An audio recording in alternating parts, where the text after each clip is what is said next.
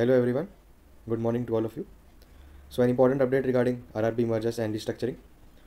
I will explain it to you in very easy and simple language. I will put forth government's point of view and RRB, employee association and union's point of view. So there are three types of RRBs. First, which are performing very well. Second, average performing RRBs. Third, poor and very bad performing RRBs with very high NPA. Now why do RRBs have very high NPA? It's because majority of the customers are in rural areas, basically farmers. And you know, the condition of farmers and rural people, it's not particularly good. They don't have guaranteed income, and that is why they are not able to repay their debt. They are not able to repay the money which they have borrowed.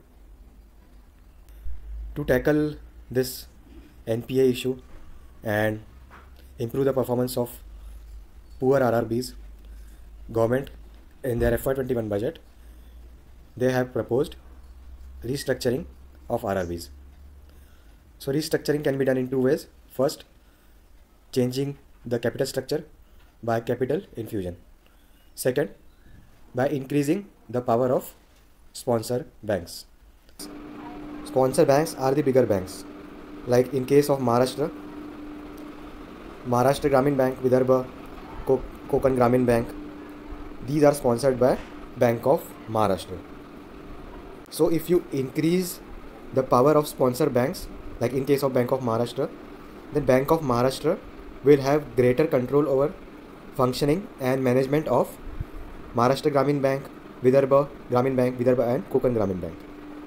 So this would help RRBs to improve their financial condition and reduce the NPA.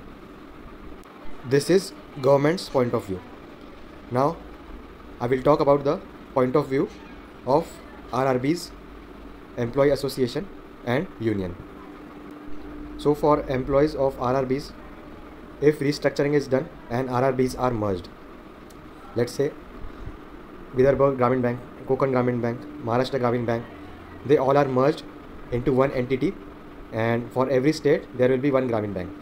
If this happens, number of employees will be reduced. Second, many posts of existing employees will become redundant and useless. So for this, RRB Employees Union, they are opposing restructuring of RRBs because this is directly going to affect them. Second point is regarding increasing power of sponsor banks. Let's say Bank of Maharashtra, it's exercising power over Maharashtra Grameen Bank, Vidarbha and Konkan Grameen Bank.